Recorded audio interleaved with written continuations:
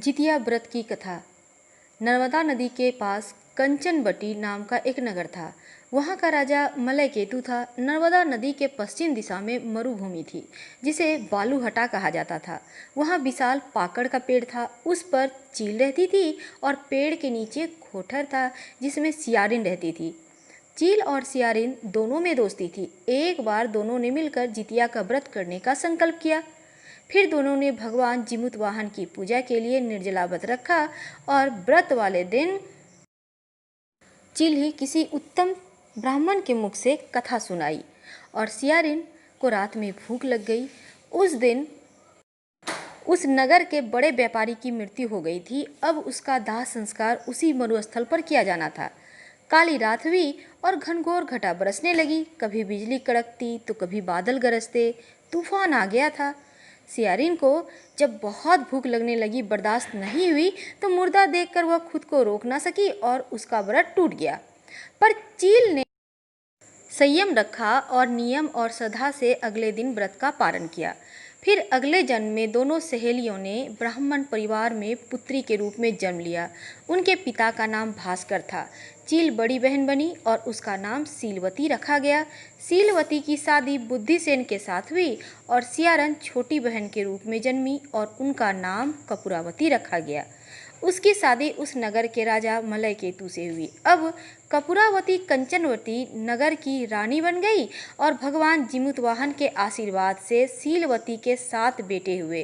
पर कपूरावती के सभी बच्चे जन्म लेते ही मर जाते थे। कुछ समय के बाद सीलवती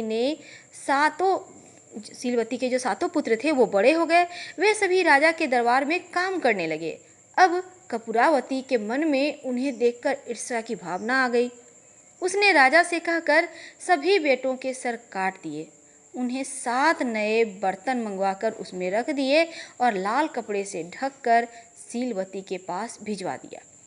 यह देखकर भगवान जिमुतवाहन ने मिट्टी से 7 भाइयों के सर बनाए और सभी के सिर को उनके धड़ से जोड़कर उन पर अमृत छिड़क दिया। उससे उनमें जान आ गई। 7 युवक जिंदा हो गए और घर लौट आए। जो कटे सर रानी ने भेजे थे वे फल बन गए। दूसरी ओर रानी कपूरावती बुद्धिसेन के घर से सूचना पाने की व्याकुल थी। जब काफ़ी देर सूचना नहीं आई तो कपूरावती स्वयं अपनी बड़ी बहन के घर गई। वहाँ सबको जिंदा देखकर वह सन्न रह गई। जब उसे होश आया तो बहन को उसने सारी बातें बताई। अब उसे अपनी गलती पर पछतावा हो रहा था। भगवान जिमुतवाहन की कृपा से सीलवती को पूर्व जन्म की बातें याद आ गई। वह कपूरावती को लेकर उसी पाकड़ के पेड़ के पास गई और उसे सारी बातें बताई। कपूरावती बेहोश हो गई और मर गई। जब राजा को इसकी खबर लगी तो उन्होंने उसी जगह पर जाकर पाकड़ के पेड़ के नीचे कपूरावती का दाह संस्कार कर दिया। आश्विन माह की कृष्ण पक्ष की अष्टमी तिथि को यह व्रत किया जाता है और ऐसी मान्यता है कि यह व्रत सौभाग्यशाली स्त्रियों द्वारा अपनी संतान की आयु, आरोग्य और उनके कल्याण हेतु पूरे विधि विधान से किया जाता है। यदि आप व्रत करते हैं तो व्रत में कथा जरूर सुने।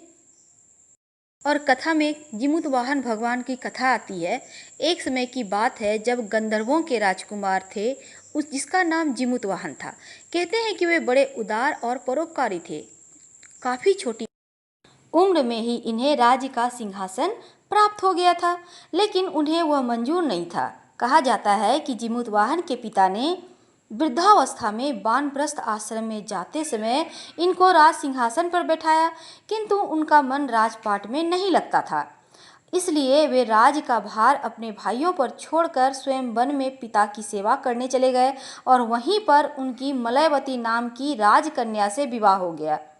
एक दिन जब वो वन में भ्रमण करते हुए जिमुतवाहन काफ़ी आगे निकल गए, तब उन्हें अचानक किसी कोने से कुछ आवाज़ आई। आगे चलकर देखा तो उन्हें एक वृद्धा विलाप करते हुए दिखी। उसका दुख देखकर उनसे रहा नहीं गया और उन्होंने वृद्धा की इस अवस्था का कारण पूछा।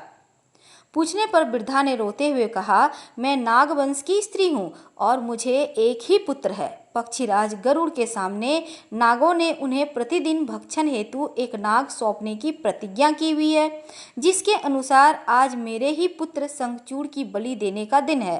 अब आप ही बताएं, यदि मेरा इकलौता पुत्र बलि पर चढ़ गया तो मैं किसके सहारे अपना जीवन व्यतीत करूंगी। वृद्धा की बात सुनकर जीमूतवाहन का दिल पसीज उठा।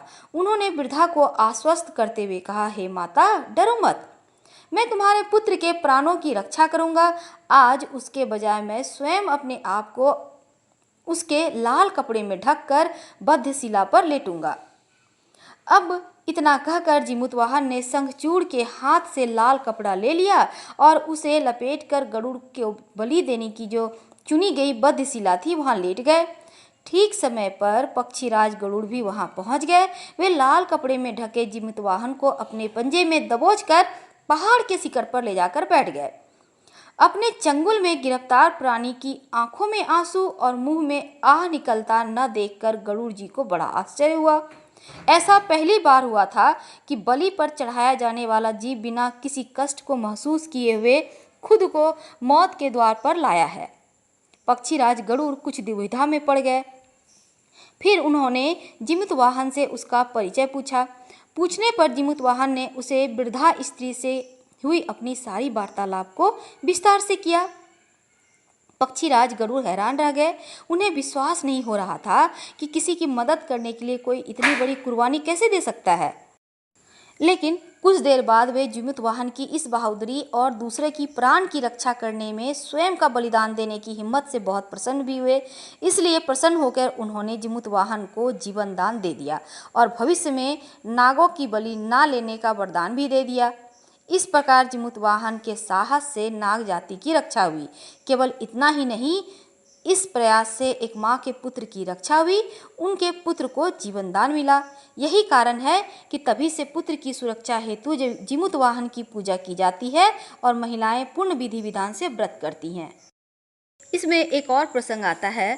कैलाश पर्वत पर भगवान शंकर जब माता पार्वती को यह कथा सुना रहे थे, तब उन्होंने कहा कि आश्विन कृष्ण अष्टमी के दिन उपवास रखकर जो स्त्री शाम में यानी प्रदोष काल में जीमूतवाहन की पूजा करती है, कथा सुनने के बाद दान दक्षिणा देती है, वह पुत्र पौत्रों का पूर्ण सुख प्राप्त करती है। हर हर महादेव।